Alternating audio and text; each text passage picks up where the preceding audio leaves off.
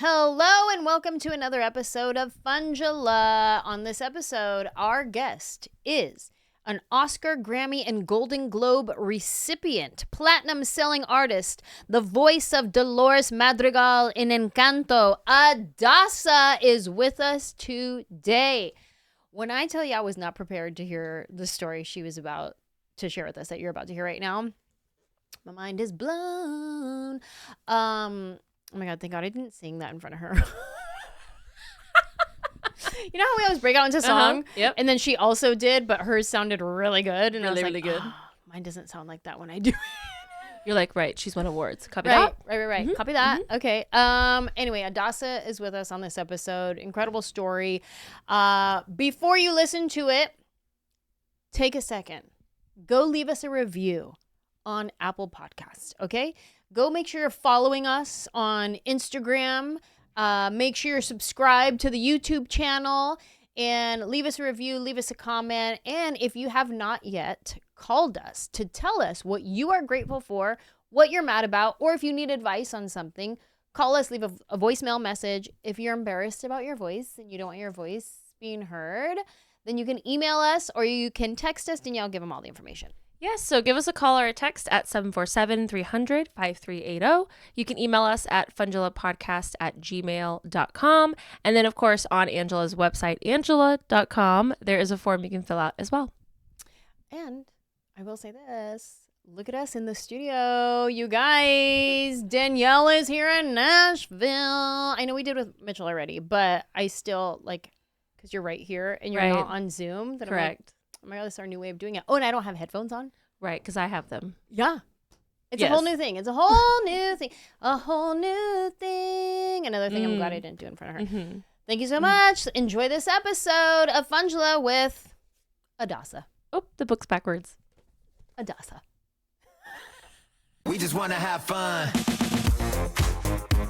Yeah. We just want to have fun. Come on. Let go, let go. Hi, I'm so glad you're here. I'm so happy to be here. I'm glad it worked out. I know you were traveling. You had a family reunion wedding. Oh my right? goodness, you're special. Oh my goodness, ugly baby. I had to try it. I did. I was like, oh yeah, mijo, can you please bring me a drink? It worked. I was like, you hate that it worked? Oh no, I know. You hate that but it worked. was also nice because I didn't have to go to the kitchen, so I appreciated that part. Yes. Well, I'm so glad you're here. How long have you been living in Nashville? Off and on, we've been here for 12 years. Wow. So yeah, we had a base here. Actually, I bought our first house sight unseen because I was watching a lot of the Nashville show, and I was like, I want to live there. And you just bought one? We did. We called somebody up and we're like, look, we need this many square feet and this many rooms. And they're like, we found you something. We're like, take pictures. Yeah, we like it. And we did it. And how did that work? Did you love it? Or were you like, what did we do? Oh, no. Well, a little bit of both because we're like, oh, it's next to a busy street. Okay. But then like we made it work. And then after that, we sold that house. We went on more adventures. And then we bought the next house we're in over here in Tennessee, which we love. Did you go back to Florida after that house? After that house, we actually went to Utah. Oh, wow. Yeah. And so my husband works for Warner Chappell and they had a division there and they're like, hey, why don't you come in and like work directly with us and stuff. And we moved there. I learned how to make metadatas for film and TV and I didn't even know what that was. Like, I don't know what that is. What all is the that? data that you put for a song. So any film and TV company that is looking for music for either TV shows or any of that, they're like, oh, this is uplifting, pop, rock, blah, blah, blah. That's the kind of thing. So and like back in, so like if you do, what's it called where you say, listen to this? Oh, yeah. That's the data that we put in there. What is it called? It's like, hey, Siri, listen to this song. What's this song? But what's the Shazam? Shazam. I kept saying Spotify in my head. I also kept saying Spotify, and I was like, no, that's not it. No, Shazam. Yeah. Okay, so like all the data that it's collecting. Yep. You put that data in there. I got to put that data in there. Dang. How long, what key is it in? What's the length of the song? If it's upbeat, if it's hip hop, if it's dance, if it's reggaeton, whatever it is. How long did you do that? I'm still doing it. Oh, you are? Yeah. So like Gabriel is like my backup whenever I do my business. Like he's my manager. And then for him, I do all the paperwork. I love it. I know. I don't like it so much, but like it's on me. So I got to do a good job. I mean, you have a lot of children, mouths to feed. Lots of kids. 7 kids. 7 kids. 7. 5 still at home. 2 already flew the nest. Did you birth them all? 6 out of the 7. Oh my god! And no doubles either. Like I didn't even get like one double. No, they were all singles. Wow. I will say one attitude was that they would always be called peanuts. Like, oh, look at this peanut. I'm like, it's not By a who? peanut. All the nurses and the doctors, because my baby's always you been didn't- small, and then they grow into themselves. Uh-huh. You know, like they come up with the big old eyes. But And they're brown, so then, yeah. you would think, but most of them came out white except one of them. Oh really? She had a purple butt, and I was like, what's wrong That's with the my most baby's color butt? you got. I was like, what's going on there? They're like, Yeah. no, she's gonna brown out, and that's why her butt's purple. So she had like a heart butt in a forever. Oh, so all the Like, melanin was in one it was place in one and it had to thing. disperse. It looked like a heart on her butt, but it was How purple. cute. So yeah, it's like shake it and maybe it'll spread, and it did. She doesn't have a purple butt no more. Okay, so yes, we're gonna get into attitude and gratitude. Okay, I want to know your attitude, what makes you mad, what gets under your skin, and we're gonna get into some gratitudes Yeah. from your life. Really quickly, give me like a brief run through. Like, when did you start singing? I imagine because you have such a beautiful voice, you've been singing since you were like 2. But when did it like become you're doing this for your profession and you're all of a sudden Encanto? Oh man. So I started at 4 years old singing with my mom at church, and I barely like knew how to read, and I just knew that this is what I wanted to do. My mom would play the Wow. guitar, my dad would preach, Aw. and I knew it. Like when I stepped on that stage, I want to influence people to feel something good and something Aw, that's positive. special. And then when I saw The Little Mermaid, that's when I knew I wanted to do something with Disney, because I was like, I want to be part of that world. Yeah. What would I give? Yeah, I would sing in front of the TV all the time. But I wanted to do it like in a tangible sense, because I come from a very humble family. Like we don't have money. My parents had dreams and they had effort. That's one thing that Yeah. they taught me. It's like, Yeah. whatever's not given to you, which has never been given to us, you got to fight for it. You want it, you go out there and get it. And so I thought, I want to be an extra at Disney. So like that was my focus. Like I'm gonna go to school. I'm gonna go to I'm gonna go to Stetson school so I could University, be an extra. like, and then go to Stetson and then get in there at Disney. Like I Uh-huh. wanted to be an extra, so I always would practice. Like, hello, welcome to Disney. The parade starts at 3:00. Make sure to grab a seat. Like that was me. My God. I was all in. I was all in. I was me. I was focused. And then when Please Pocahontas came out, remain seated, please. Exactly. Sérvenos en sentados, por favor. exactamente, que tengan un día magical. I mean, I was all in. And then I met who is now my husband. I got signed to my very first record deal at 17. Through him. Actually, it was my brother. Okay. Who they were working together. My brother was an artist, and he was like a hip hop and a rapper in his day. And my husband, he's a producer, and they had gotten together to put together a girl group. Okay. And the first thing that my Girl, I'm a husband girl. said, no, I know I didn't even know this was going on, like at all. I didn't even know what was happening. But behind the scenes, my brother was like, hey, I got a sister, she could sing. And my husband, I didn't know he had said this back then. No family. I do not want to hear it. I don't want family because there's issues that happen. I mean, I and get then, it. You know, it gets a little dicey sometimes. So he was like, no. And then one day, my brother tells me, hey, I want you to just record over this beat. Just whatever you come up with, write a song. And I had never written a song. I wrote poetry. Like I had gotten published when I was like 13. Like Whoa. I was like, yeah, that's the thing I did. I wrote my feelings. And so I did. I wrote this song called Dedícame Tiempo. Dedícame tiempo. And it was like this like rappy thing. And I gave it to him. And he sends it over to my husband, Gabriel. And then he's like, I like this person. So they sit down. They listen to the whole demo together. And he's like, I'm not going to tell you who it is. He's like, it's your sister in it. And he's like, no. Just listen to the girl. Listen to the girl. And so he listened through it. And he's like, yeah, that's the voice is missing. Because I was like the alto of the four. And then he's like, yeah, it's my sister. So then that's how I got into the girl group. I know, I did. And then I walked in with my outfit from 579. Yep. You know? I did. I was all cute. Yep. Well, I thought I looked cute. Now I look back and I'm like, I look like a businesswoman. I had like a blue two-piece, like a jacket. I'm like, what was I thinking? This is I a am girl group. professional. I want to be taken seriously at 16, you know? And so at 17, I get signed to that deal. And then I ended up going solo afterwards, getting signed to Universal Latino. And then I worked with Daddy Yankee, Enrique Iglesias, Don Omar. I went on tour with Pitbull. He had a song together. With Luis Fonsi, I got to work with him. Wow.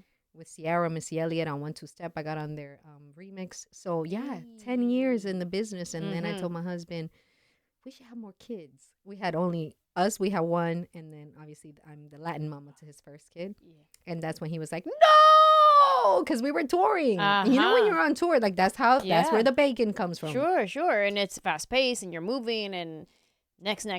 Exactly. And then I said, no, let's slow down. And that's when we went from 2 to 7 over the course of if you're doing something, you gotta go all in. That's what I'm saying.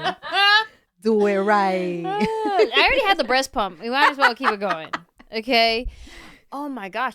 Did the girl group ever take off and tour, or did it like tell me about the girl group? Well, the girl group, we even did the photography and everything. So they just like cut me out the edge. Oh. So you know how that was. They cut me out the edge when I left the group. But they kept on going. They had like a small tour. Okay. When I got with Universal, though, being signed as the first Afro-Latina after Celia Cruz to be in a major record label deal in reggaeton, being a female, it was really hard because I'm a Colombian. So even though I was born in Florida, tengo sangre colombiana. And so for them, it was like, if you're not Puerto Rican, like you can't do reggaeton. And I'm like, why can't we? Like now it's all cool. Like everybody does it.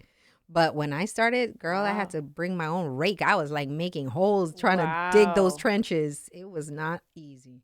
Wow. I mean, yeah, I can imagine in that world, and it's competitive. And I can't believe Celia Cruz was the last one before you. Before me. And then I was so grateful because Universal, they were so supportive.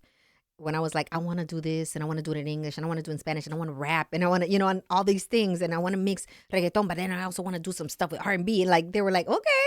And they were behind me. Oh, wow. And they supported me through all of that journey. And then when we took a step back so we can have our kids, that's when I decided I just want to focus on like personal growth and becoming a hands-on mama this time around. So I was like homeschooling, trying to bake bread, door stops. Or might they say, my husband, he's like, everything with honey tastes good, baby. It's delicious. So, no matter how hard the bread is.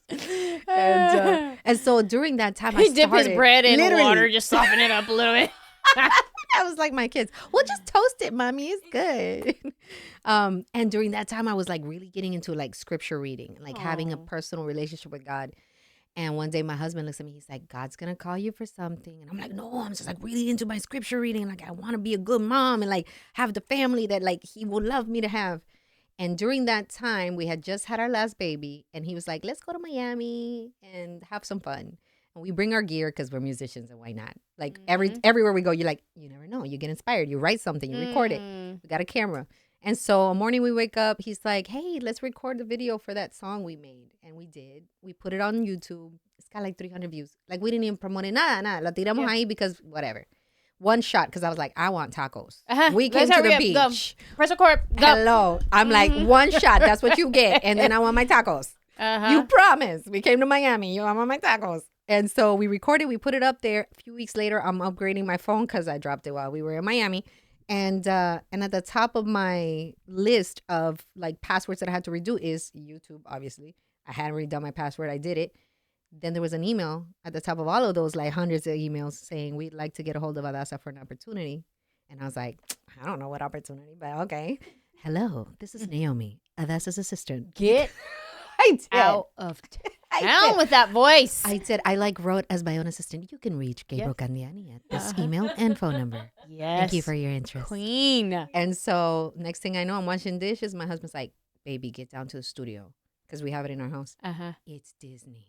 And I was like, I just got the chills right now because you said you wanted to do it and it gave me the chills. Since I was 9, girl. That was my dream.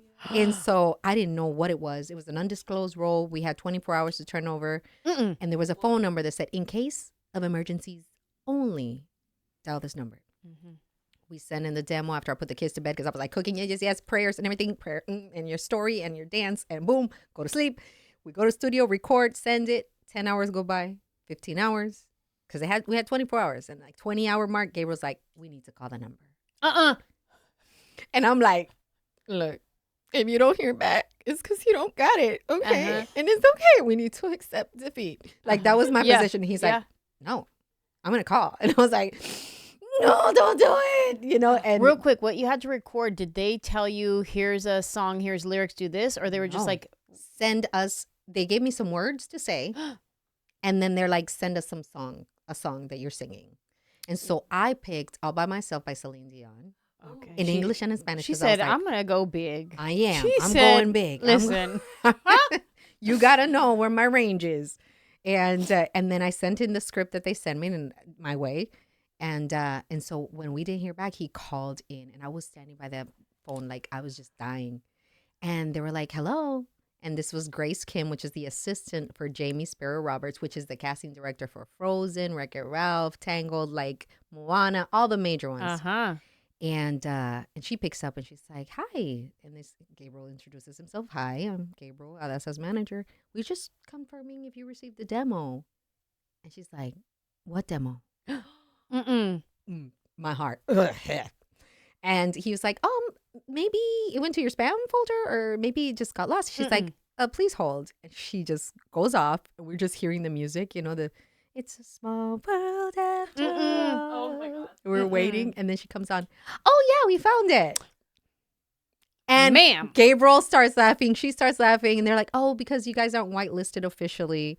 Why don't you just call us the next time we need to send anything and we'll just keep it like that. And so Well, it said for okay. emergencies. We're trying to follow the rules.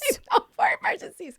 I'm so grateful to my husband because he's the kind of guy that is like, no, there's no door. I was right there with you. I was like, no, we didn't hear back. They didn't like me. Exactly. Forget it. That's On it. to the I'm gonna next. cry. Let's go. Let's Bye. go right now. Cheesecake Factory. Let's do it.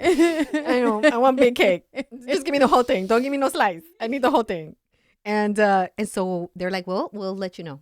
And you know how it is. At least you know they got Sure. it. Oh, Yeah. wow. All right. So you got it. I forget about it. I go about my business. A week go by, 2 weeks go by. My husband's in the middle of teaching a student how to make music because he has like a production music masterclass. He teaches people how to do music for film and TV. And then he's on his live and we see the ding Disney and it call back. I was like, and we're like, oh, we have to let you go. That's the end of this class. Thank you so much for tuning in. We'll see you next week. Thank you so much. Remember, save it, logic.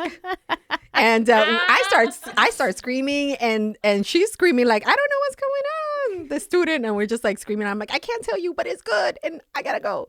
So we get the call back, and so I immediately start thinking, I'm like, what am I gonna do in this call back? Like, what are they gonna ask me for? And my husband and I would just sit, and I'm like, and he starts thinking, maybe we should just talk about Bruno? family. Just kidding. No. Wait, what did you say? I said Bruno. Bruno, I know, right? You say she had to take it. She had to take it. You goof. Go. And so I started thinking, my parents fought so hard for us to have a life here in the United States. He lost his father when he was 9 years old. So my dad was selling arepas, bollos, pan de bonos door to door. And like he would tell me this story. Now that I came and I was there in Colombia for 10 months with my kids, living the life, man, it's like I understood who my father was. And like the man who would sell the papayas and aguacates, I would hear him, aguacate, every morning, like, aguacate. And I'm like, that was my dad. Like, that's the man. And so I told my husband, I'm like, I want to talk about my family. And so I started thinking, what am I going to do? I just got a whole bunch of family pictures.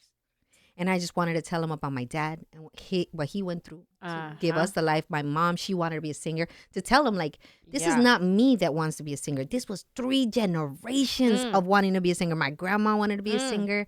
Wow. But, she came from very humble means. My mom wanted to be a singer. She got as far as having one song on the radio in Barranquilla. Okay, let's go, Mom. Yeah, she was playing her little band called Mar Azul. And then for me, it wasn't like an expectation because my family all went into the medical field. So they wanted me to be a nurse. It's like, that's tangible goals. That's like, you can make a living, provide.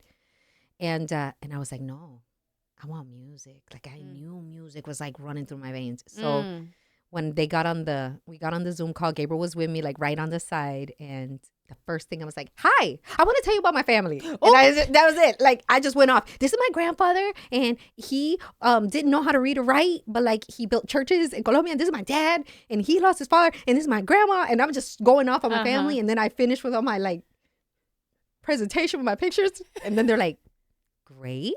So are you going to sing for us? I'm like, oh, yeah, that's what this is. I'm like, yeah, sure. And Byron Howard and Jared Bush were the ones that were there for my callback. And it was an incredible experience. What'd they have you sing? I sang Hamilton Okay. satisfied. So I just went into the rap. So this is what it feels like to match with someone at your level. What the hell is a catch? It's the feeling of freedom, of feeling the light. I just went on. Yeah. That's what I did. And then I went into a song and they were like, great. And then they asked me to say some lines. That's when I understood that the character's name was going to be Dolores in the callback. Like I didn't know up to that part. I thought I was going to be like a butterfly or something. I was like, oh, whatever.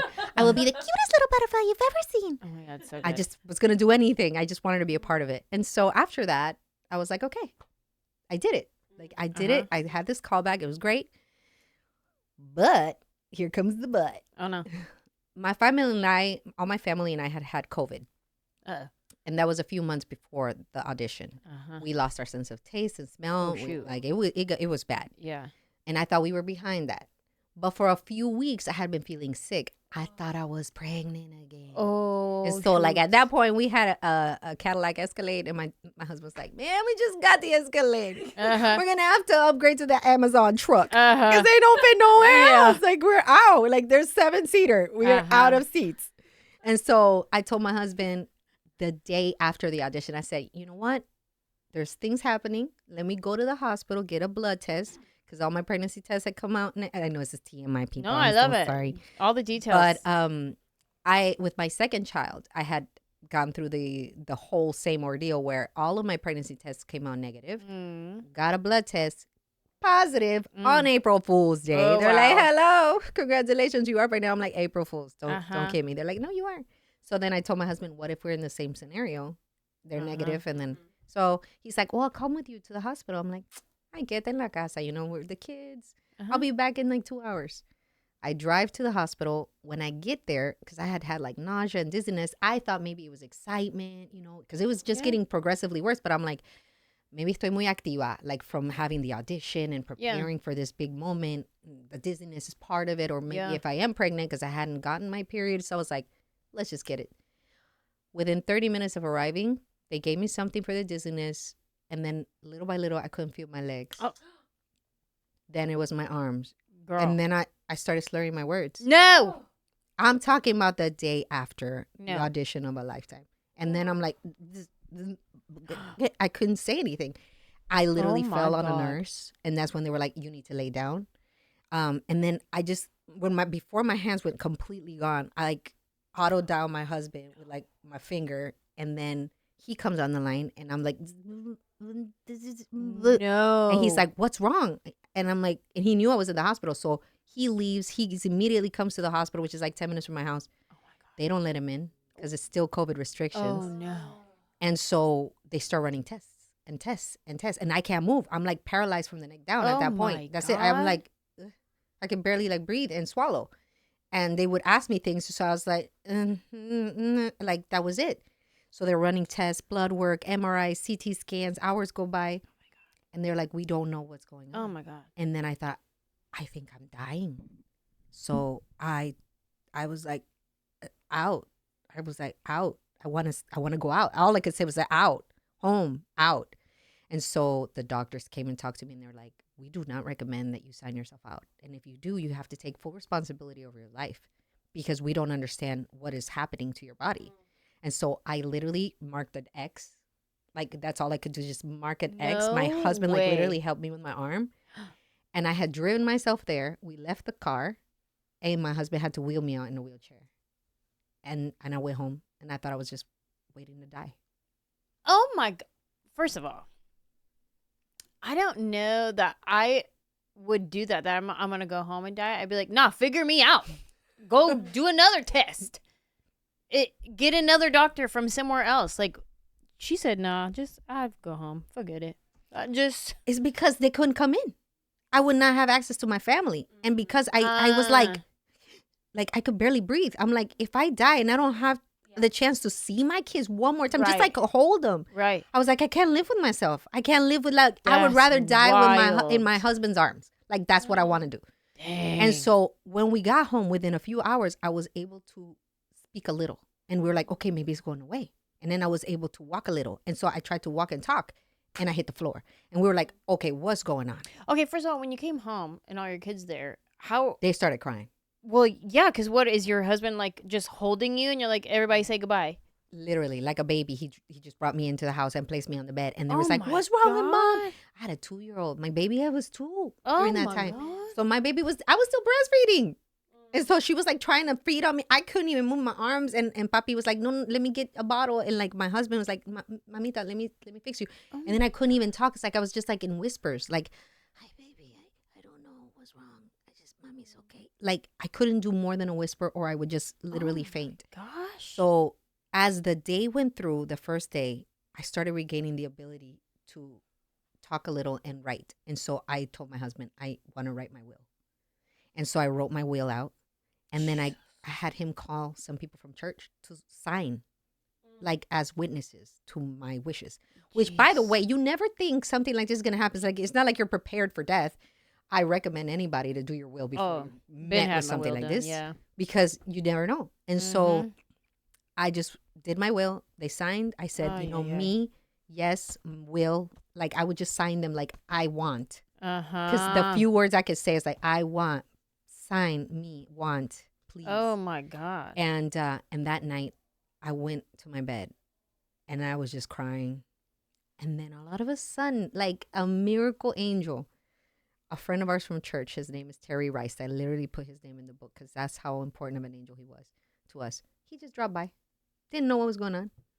And he looks at me and he's like, I just came to visit your family. I know I had a prompting to come and visit. Oh. And he looked at me. He's like, what's wrong? And I'm like, oh. He's like, I'm an EMT.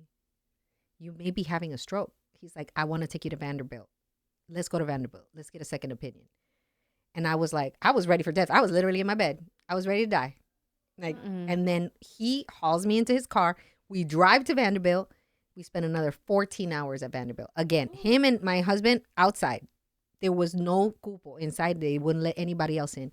There was so many people that had sicknesses, issues. We had chairs and we were lined up and down the hallways with a paper and a number because there was no rooms. So those were technically our room numbers so that they knew how to keep everybody's paperwork, in check. Whoa. And it was just test after test, more MRIs, CT scans, and more blood work, more things. And they would just wheel me in and out. And I was just sitting there with a whole bunch of people that were looking like death too. And I'm like, oh my goodness, go away, I said. I was praying. And then at the end, a neurologist came and said, I'm so sorry, but there's so many unknowns with COVID. We don't know if or when your symptoms may pass. You're having effects of long haul COVID. And then they said, what you're having seems very similar to Guillain-Barré syndrome, but we'll have to run a spinal tap to confirm. And I was born preemie, so I don't have two of the bones in my back where the needle would go. If they did it, I would be paralyzed, like for real. Oh my God. Permanently, if they by any means did something they should not. Or Stop. So then I couldn't even risk it. Like all my babies, I haven't had any epidurals or anything. It's like, let's go. We're going to breathe it out. We're going to breathe it out. Yeah. Wow. So after that, I was like, okay, I want to go home again because there's nothing more to do. And I wasn't going to risk that. And so we went home. And then every day was waiting for death. That's what I thought. I was like, I'm going to close my eyes and it may be the last time. So if I could talk a little, I would call my mom or my dad or whoever. I want to make amends. I want to make sure I love you. I would do it until I could no longer talk because my muscles would only work for a little while. And I remember one day in particular, I was sitting in my husband's lap and I was just so tired. And I told him, I want to take a bath. I just want to just forget this is happening. And he's like, I'll sit with you. And I said, no, papi, it's okay. You go to the kitchen, take care of the babies. I'll just sit in the bath. And I start running the bath and I start feeling so relaxed. And I'm like, Lord, please help me. Help me understand what is going on. I don't understand why. Why is this happening? Why is this happening? And as the water was rising, my whole body started shutting down. And I tried to scream and nothing. It was like, help. And I couldn't say nothing. And the water kept rising and rising. Ma'am. When it got to my nose, I was like, that's it.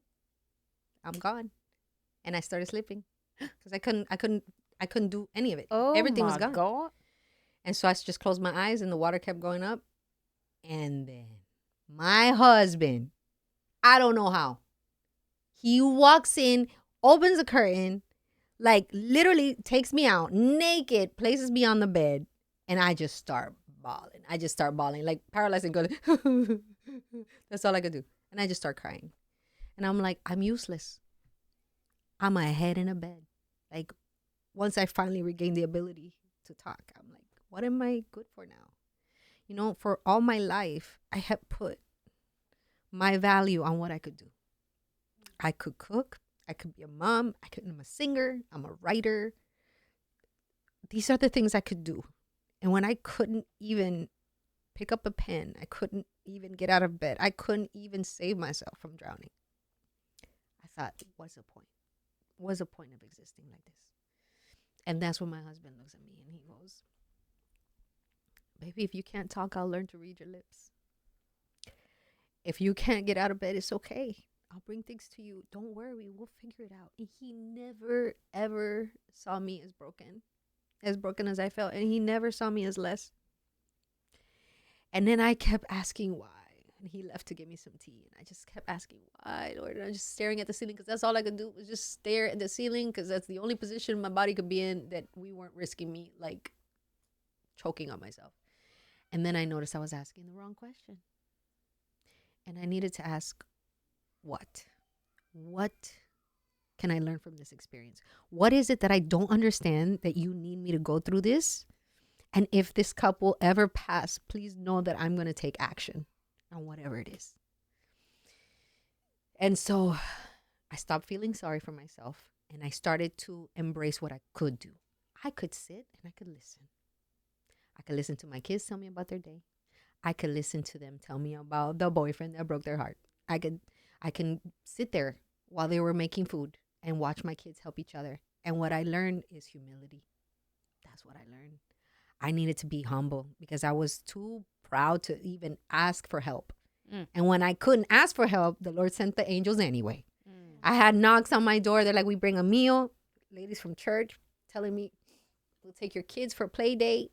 They will come and clean my house. And you know how it is when you don't want to invite nobody to your house when it's dirty. You know, you don't want anybody to see your mess. You don't want them. And yet I had to accept that help of like, they're going to wash my clothes and they're going to pick the dishes and they're going to clean them. And so you're just there paralyzed. Like, don't do that. Get out. Don't touch my chonies.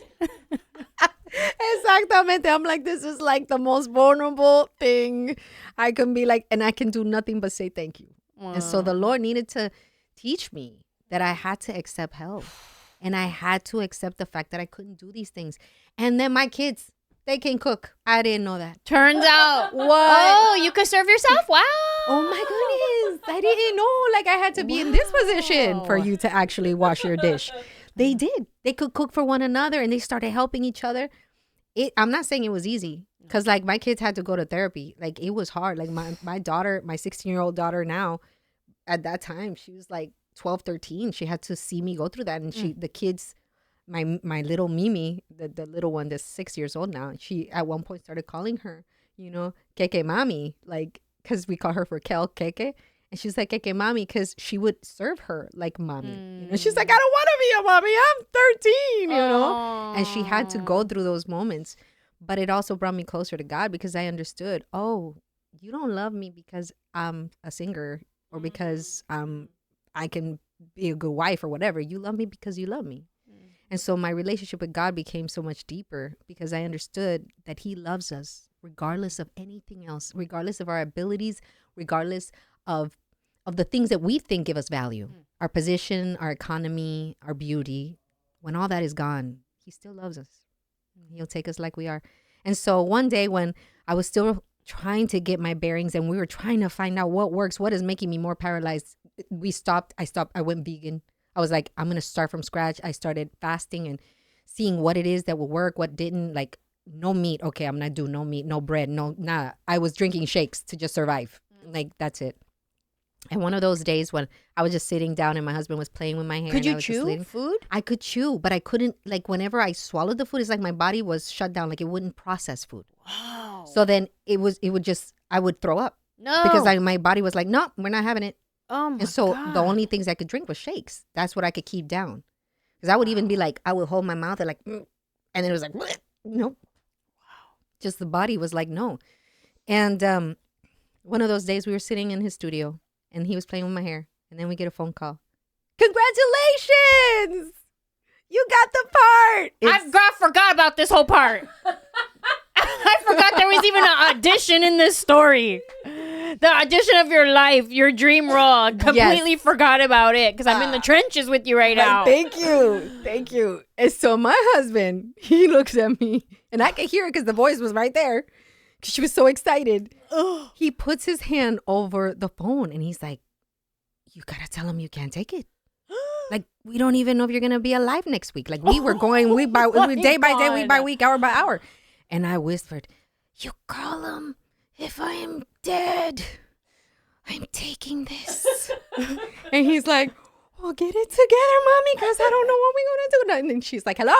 And so he starts negotiating the contract. "Oh, great. No, we're so excited. It's great. So is she going to have to go to LA to record? No, COVID restrictions. You guys have a studio, right? Yeah. You guys can do it from your studio. Great." And so he's negotiating all the details. So far. My husband's great. He's awesome. And he's like giving me all the signals, like, good. I'm over here taking breaths like I'm about to have a baby. Like, okay, I'm getting ready. And then he hands me the phone, and we have not practiced this because obviously I never know when I'm going to be able to talk or not. This is unpredictable. My body's unpredictable. I take the deepest breath I have in my life. I'm like, "Thank you so much. When do I start?" And I almost faint. And she's like, "About 3 weeks." And so for 3 weeks, it was like training, like Rocky, but like slow motion. I was like, "I'm going to make it from here to the door and not pass out." Oh my Give me a glass of water, puppy. Like that. It was training. And so we would train every day. I was like, I'm going to walk and talk. And I'm going to walk and talk and chew. And I'm going to walk and talk and chew and sing. And I'm going to walk and talk. And like that is how we trained. And it was miraculous. 3 weeks later, I was with Jared Bush and Byron Howard, and we were recording the lines for Dolores. Were you 100%, or were you still like? Did you ever tell them what you were dealing with? Like, so what had happened was, I was feeling so much better, but there was a term of time that I could be okay, and we had measured it. It was 30 minutes before things started getting wonky, so I could handle it for 30 minutes. And the problem is that you are Latina, tú eres activa. I'm activa. And I couldn't. If I had too much emotional strain, I would start losing the ability to speak well. COVID so then stole I knew your spiciness. I know. So I had to be very calm and collected. Oh my god. So then I started doing it. But anytime I get excited, that's when it would happen. And I'm like, oh, you know. You're like, oh yeah. Literally. I would have to be like, back to it. Like, I know I look psycho probably. So my husband, he would be looking at me through the glass when he saw that I was like, wait, where are you losing doing it? I'm doing it in our studio. In your so own studio. We have our Zooms with all the people looking at me. He's okay. controlling it from the outbox. Okay. Right here, but he can see me. And so when I would give him like a sign, like, he would know. Oh, he would turn off the camera. He'd be like, "Oh, I'm so sorry. You lost the feed real quick." And I would just like breathe or like hit the floor, like drink water, and I'd be shaking, and I like, and then he'd be like, "Oh, okay, we got the connection back on," when he knew I was okay. And so I literally, in one of the sessions that I recorded, a blood vessel popped in my eye because I was just going so hard at it. I was so into the zone. So I just like covered up my curls, like, I was trying to be all posh and cute, but like like my eye had gone. And so by that time I was like, okay, great. Yeah, so we'll see you in the next session. Bye. Oh my god. So that's how I recorded for this whole thing. And I didn't have I had 4.5 octaves of vocal range. When it came time to working with Lin-Manuel, I only had 1. And I really didn't even have a full octave. I just had the range that it was. Grew to live in fear of Bruno stuttering and stumbling. I can always hear him. That's it. I could just be there. And that's all where I lived. And but that's all they needed from you? Thank goodness. Right. At that moment. So I was so grateful when I went with Lin-Manuel and I finally met with him. He is just like, he makes you feel like besties when you meet him. He's just so nice and warm. And so when I started listening to what he wanted for the part, I was like, great, because I had heard his demo, and his demo was like himself on himself on himself. So it was like Lin on Lin on Lin, all parts. And so I told him, I have an idea for Dolores. And I was like, please don't fire me. Please don't fire me. This is Lin-Manuel. You don't tell him what to do. But I was like, I don't hear her singing an octave higher, like, grew to live in fear, Uh-huh. So I felt like, grew to live in fear. That's where she lived, because after being with Jared and Byron, I felt like that's where her voice was. And so I was like, can I show you what I'm thinking? And he's like, sure. And I just went at it on the microphone, and I closed my eyes because I was like, in case he's like, I don't want to see it, because then I would start crying. Uh-huh. And I did it, and he was like, that's great. Let's do another take. And so we just did a few takes of it, and that's what became Dolores' voice. It was a risk. And my husband was telling me, he's like, you should tell him. And I was like, well, you're not supposed to tell him anything. I don't want to lose my opportunity. And I still did it. Like, that's the thing. My husband is like my biggest cheerleader. Yeah. He's the backbone I don't have. Wow. Wow. Okay. So many questions. So many. But to keep the story moving along, did you ever tell them that you were dealing with anything, or is this their first time finding out right now? No, I did. Jamie Sparrow Roberts, after I recorded with Lynn, Okay. I did. I was like, okay, I got to tell him. And Gabriel and I, we agreed. But like, I already had my moment. Like, even if I were to be replaced, I was like, I had my moment. Nobody's ever going to take that moment away from me. Like, I had it. I lived it. So we called up Jamie Sparrow Roberts. She's the casting director. Like, she should know. And so I told her, look, Jamie, I don't know if I'm going to be alive to see the premiere for this film. This is what's going on. I'm feeling a lot better, but every day is an unpredictable day. I don't know what my body's going to do. I just want you to know. And I thought she was going to be like, well, thank you so much. We're just going to replace your part. She was like, we're going to get the best doctors on it. You don't worry. I can make calls. I mean, she was like a fairy godmother to me. She and I have such a wonderful relationship, even after past this film. Wow. She just made my dreams come true. And so, like, my 9-year-old baby self is like, thank you so much. She's amazing. Wow. And she did. She was so wonderful. And when it came time for the premiere, I couldn't get vaccinated because the doctor was like, we don't even know how you're functioning at all. Yeah. And so we had them write a letter. They sent it over to Disney. And I told them, it's okay if I'm not there for the premiere. It's okay. I understand. We all have to be vaccinated, and there's a lot of protocols. And Yvette Merino went to bat for me, which was one of the producers of the film. And she's like, espérate, I'll call you back. Let me see what I can do. And she took it to the top people, and they were like, we want you to be there. And they took care of me. Girl, I was getting tested like every 5 minutes, though. I felt like it, though. My arms were like, okay, another one. One end of the red carpet to the next. They're like, one more test. Literally, almost every 3 to 4 hours, I was being tested. And like, because we were in front of people, But even when they did the interviews, like, I was in an isolated room, but just still, they were like, we want to make sure you're okay. And so they were so careful. And then we were on that purple carpet together. I felt like I had just done like high school graduation. Could you walk at this point? I could, but only for a limited amount of time could I do everything. So I felt like when I hit that purple carpet, I'm like, man, I have to make it all the way over there, and it's cold. And I had lost a lot of weight. And so I was like, man, I just got to smile through this. And like, if I faint, it's okay. Wow. It's okay. When did it all turn around? Like, when did you feel like, I'm back? Honestly, it took me about 1.5 years to be finally where like I'm back, because what happened is it also messed with my memory. So learning lyrics and like remembering lyrics was a little difficult for me. So I had to like retrain my brain, like where the synopses were, like where is everything. And I had to learn how to mitigate my excitement, because if I got too excited, it still would happen. And so now I'm finally good. And afterwards, once we got to the point that we were up for the Oscars for Dos Oruguitas, and then we found out we were performing, I was able to get vaccinated by then. But it took a while for my body to understand what to do. And then little by little, I started introducing like a little fish. And so then I went pescatarian for a while. And then I was like, and now I can have eggs. And then now I'm back to like eating normal meals. But for a while, it was just like one good meal, the rest were shakes. Whoa. Yeah. My goodness.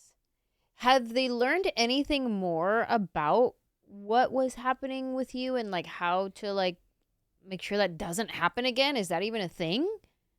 I have researched more with the people I've met because I noticed that a lot of other people were having the same issues. One of them ended up in a wheelchair for 2 years, and I met her at a Comic-Con, and she was like, I'm doing this special blood work that they're doing, and they're like cleaning my blood, and I was like, "Ooh, that's a great idea." So then I started taking supplements to like help with my blood production, and then another one, they were like beef liver. Beef liver is so high, and I'm like, "Oh, I'm gonna start doing that." And then moringa, and I started trying everything, whatever people were recommending. I was like, "Let's do it. Anything natural, I'm for it."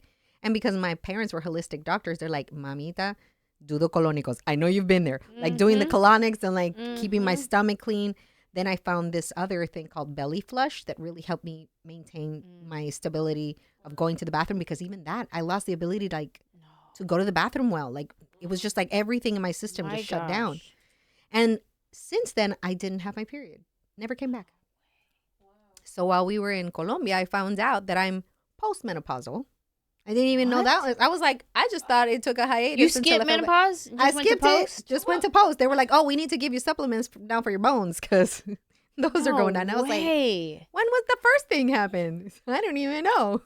Wow. So yeah, my whole body went through this shock and went into another stage. My goodness.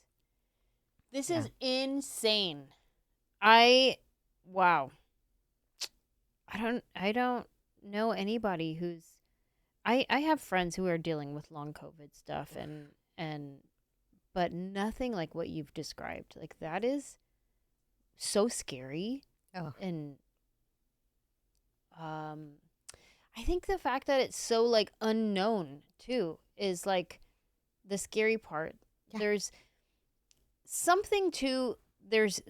this scary disease that we all know of that is very scary. And even when you know the right steps to take for it, it's still scary. But then add on to a scary disease, also, we don't know anything about what's happening with you.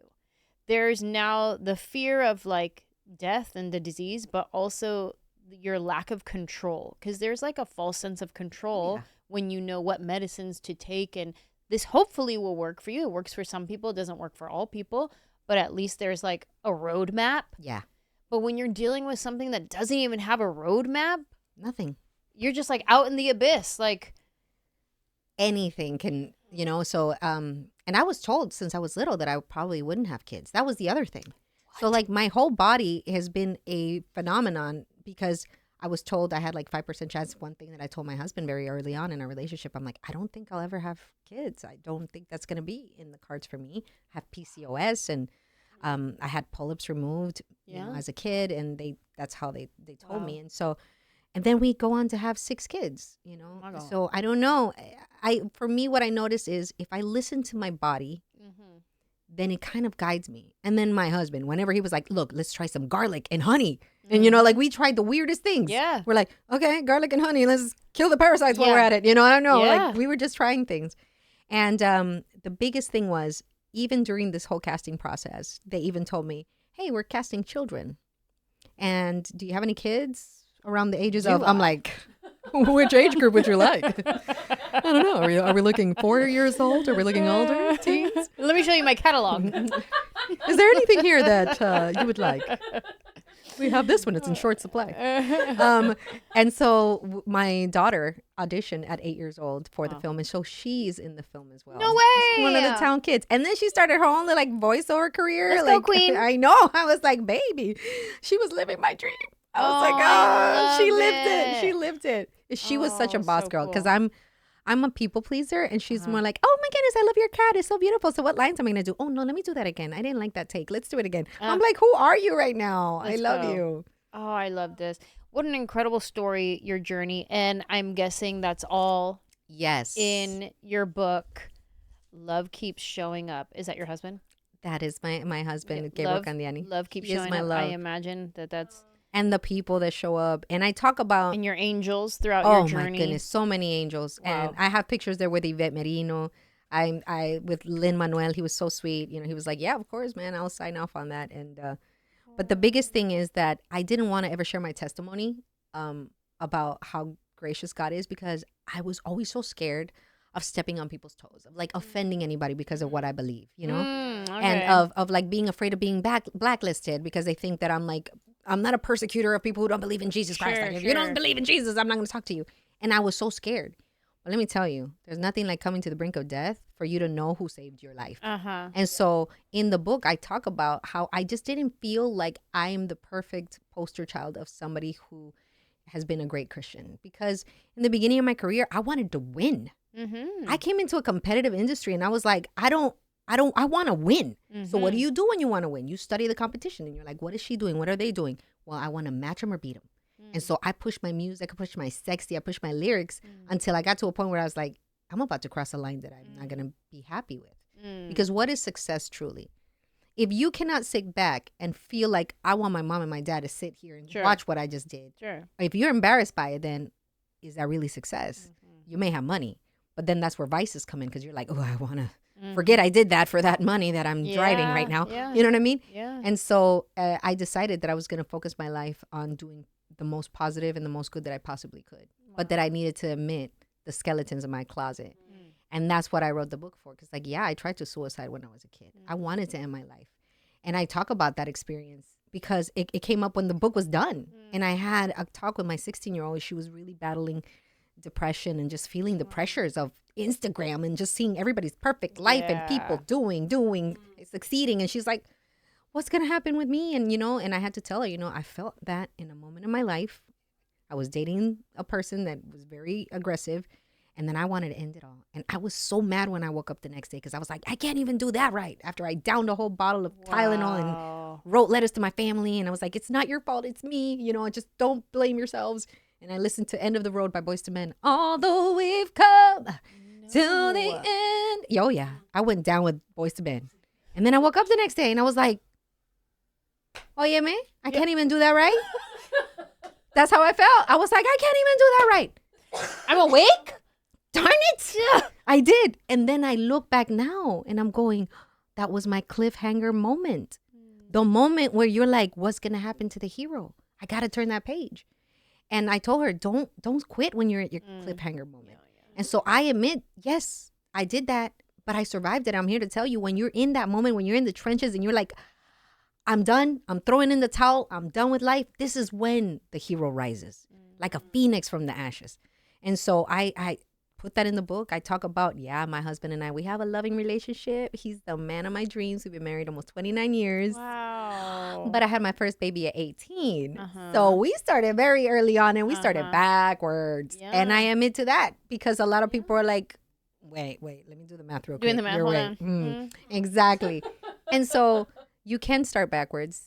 There is grace and it fills in. And I cannot admit who saved my life. And so I'm grateful that I was part of a project Encanto. I'm grateful that it brought my family together. Because now we talk about Bruno in our house. Yeah. We talk about those skeletons. And so it Wow. changed our lives. Through this incredible story, I'm going to go ahead and guess that your attitude is long COVID. That's a big attitude. But reading between the lines, I hear your gratitude. But if you would like to just state some gratitudes from your life, I would love to just hear, like, what are some of the things that you think of when you feel gratitude? I'm grateful for this. Well, my attitude, I will say that. I thought about my attitudes. Okay, let's hear it. My first attitude, because there's a list, is that I wish I was the mother that I am now with my first kid back then. I learned so much more about motherhood now. And there were so many things that we were so freaking poor. My baby, there was times I had to drop her off in the midnight daycare and pick her up at 4 a.m. after coming out from a club. And it was hard on her. She lived the career in which we were just in the trenches. We were digging. We were trying to survive. And we wanted to do music so bad. And so she didn't live the plenty years. She lived those vacas flacas, the skinny cow years. And so I wish I could have been the mother to her that I am now. So that's a attitude. You can't take that back. I can move forward, but you can't undo the past. Another attitude is time. I wish there were more hours in the day. And so I try to prioritize my day to do as much as I can. And at the end of the night, I say, Lord, is there something else I could have done? And if I could have, can I please put that at the top of the list tomorrow? So I'm grateful to have a tomorrow. I'm grateful that I can move my legs. Still to the day I wake up and I go, I can move my fingers. I can move my toes. Wow. Thank you. All right. Now, what would Wow. you have me do? Wow. And then I start the day. And so I do homeschool the kids. Mhm. So like before I came here, Mhm. I made sure I did my albondigas, did the Mhm. homeschooling with the kids. I did my session work in the morning. I always wake up and I read my scriptures. So I'm just grateful for life. I'm not looking forward to anything but being able to be of good in the world. That's it. Tengo una pregunta. When you Dímelo. say I'm mad that I wasn't the mom back then that I am today for her. Thinking of your daughter. Now, I don't know your daughter. I don't know how she operates today. Do you think she feels, I wish my mom was this version Oh, when yeah. I was growing We've up? had those conversations. I think that when you grow up from immigrant parents, and I'm not trying to make this an excuse, it's just a fact, is that you grow up saying there is no time for tears. Mm. We fell, you get up. It's how Uh-huh. fast can you get up because we got to move. Yeah, The yeah, train is leaving without us. You got to chase it. Yeah. And so I never was one to sit down and just cry with her. Mm. And that hurt her a lot Yeah. because she was a woman that needed that side of me. And I'm so sad that I couldn't break through the ice that I've broken through now. But it's taken work Yeah. to understand that you need to be vulnerable with your children because they don't just need the strong side of you. They need to see the emotional side of you. Otherwise, they think there's something wrong with them Mm-hmm. when they're emotional and they're sad and they never see you cry. Yeah. You know, and I always save my tears for my husband, like only in private and very short. Mm. It's like, okay, I cried it out in the pillow and then let's go. What are we going to do? Like, I didn't just sit in it. And so now I cry a lot more because I'm so grateful. But I wish we would have had that time before. Yeah. And a lot of the things that the time, the flying, the traveling and all that stuff that affected her. So I'm a lot more careful with my time now. So if I do travel, I travel twice a month Mm-hmm. and then I'm home. And if it's a third time, I'm like, well, somebody's paying flights for 7 Uh-huh. because they're all coming with Yeah. me. Yeah. And Yeah. so, Yeah. yeah. Wow. Wow. Where are we at, Danielle? 55. Okay. Give me do you have any more attitudes before we move on? If you need to get something off your chest, you deserved it. Okay? Get it all out. Oh, another attitude that women think that at 40, your life is over and the best years have already passed. That I have learned is not true because I had that Disney dream since I was 9 years old. I thought that was a dream on the shelf that I could just look at and Sure. that was it. Yeah. You just dust it off once in a while. Oh, that was pretty. But it actually happened and I was 42 when it happened. Wow. And so some of the most incredible life-changing events, not just for me emotionally and as a woman, but even in my career, came after 40. And it's because Wow. I don't care. Mm. And I think I cared so much when I was younger. Mm. So when you get to your 40s, you're like, look, time is of the essence. So yo no tengo tiempo to be nice about my way of doing things. And I'm going to try everything because I'm out of time. Mm-hmm. And so because I feel like I'm in an overtime session of my life, like I feel like I should, my game was done. And then he gave me overtime. I'm like, I'm in my overtime game. I'm not going to apologize for being me because I was very much a person that I'm the kind that I get, maybe you shouldn't do that. And like, nobody listens to me. I'm a very much bulldozer over. And now I just stand up a little bit more. I say a little bit more. I'm still working on it. Okay. I just stand up for myself Yeah. a lot more than I used to. So Yeah. 40 is the new now. Yeah. Wow. Wow. Okay. Give me a couple gratitudes before we wrap it up. I'm grateful that we can be in a world where we're allowed as women to be able to have careers Mm-hmm. and to be able to show our kids that you can have a career and have a family life. Yeah. I'm so grateful for that. I'm grateful to have a husband that supports me. I'm grateful that I have a family that loves me. I'm grateful that I have my hands, my toes, that I can feel them. Uh-huh. Grateful every day for that. The things we take for granted. My I'm God. grateful that I can sing again Yes. because there was times that I couldn't. I'm so grateful to have Jesus, and I'm so grateful to have the hope of having faith in my life. And I think a lot of people don't have that something. So if you don't believe in God, I'm saying believe in something. Mm. You need some other power that can help you out the water when you feel like you're drowning. Yeah. Wow. I'll be honest, this is not where I thought this conversation was going to go today. But I'm grateful for this conversation and you sharing your journey and that story.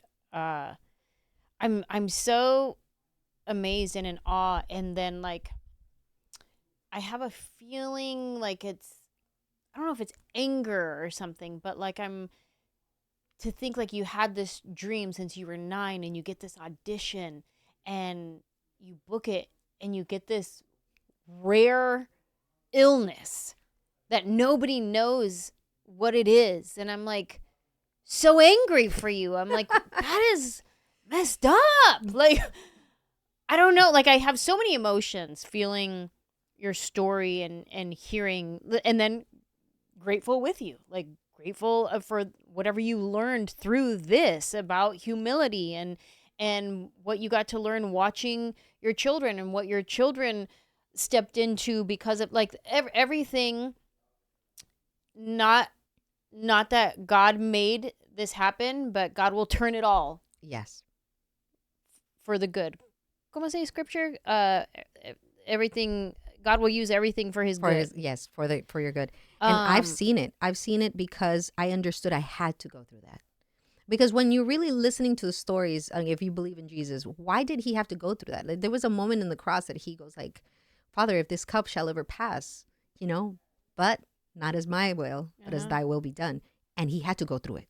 Yeah. So I think in life, we're going to have a moment in which we're going to have to go through it. And it's not that he doesn't love us. He's like, you're going to be so much stronger. Because if you see like our Heavenly Father, like a trainer, and we've been benching this like 50 pounds, but doing our 20-pound dumbbells. And we're like, we are so all fit. Oh, so good. I can go to the gym and kill it in 20 minutes. And then he's like, no, now you're going to go for 50-pound dumbbells and you're going to have 100 on that bar. You're going to hurt. And you're going to be like, why? Why are you doing this? It's like, because you're not going to grow and get stronger if you don't. But I'm going to spot you. If it gets too heavy, I got you. And that's what I didn't know, that he got me. And so I was going through it, but I wasn't alone. He was just saying, you got to feel the weight because you're going to meet all these women with kids, with autism and with special needs. And you're going to be able to speak with them and tell them, I see you. And so I can meet somebody and say, I see you. I know you're going through something. If they're sick, I've met so many people that have lost family members to COVID.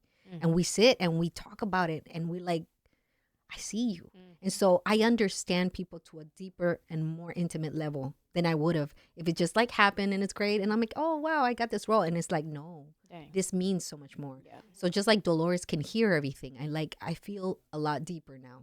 And I'm grateful for the experience. Instead of saying like, why, I go, okay, I understand now, because I wouldn't be as strong as I am if it wasn't for that. And so every minute of my life is so deliberate, and it means so much. Yeah. So I use it, I hone it, and then I move on to the next thing as fast as I can. Wow. But that's what's changed my life. And then we didn't know that We Don't Talk About Bruno was going to blow up and be like a phenomenon. And then we would go on to have a Hollywood Bowl special and then be able to sing with the Tabernacle Choir. That was another thing, to go on tour with them and just be able to sing Dos Oruguitas in front of a stadium of 100,000 people.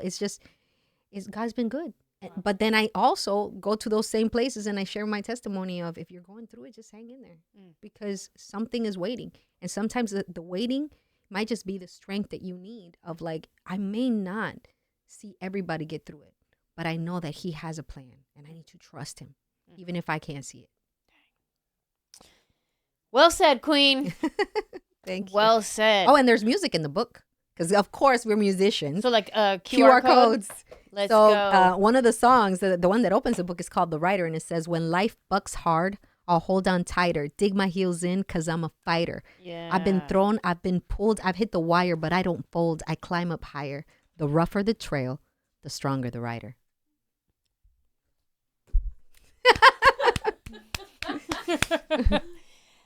Adassa, thank you so much for coming and sitting down with us and sharing your story, and let everybody know where they can find you, how they can support you. Let everybody know. Thank you. Well, you can find me on Adassa Official on Instagram, Facebook, TikTok, ADASSA Official. And I've also put together a club called Visible Now Club. It's also on Instagram, TikTok, and all that. It's just a community for women to support each other, because sometimes we can become invisible even through our own lives, pursuing our career or being family people, that at one point you're like, well, where were my 9-year-old dreams? Yeah. And that's a place where we just like support each other, and just reminder of like, you've got more ahead. You've lived a full life. It doesn't mean you haven't lived something special, but there's more ahead. So don't stop now. Beautiful. Amazing. Thank you. Thank you so much. And thank you for your specials, because they keep me laughing. I watched them. I watched them all. My pleasure. Thank you so much. Thanks for listening and watching. We'll see you next time. Bye.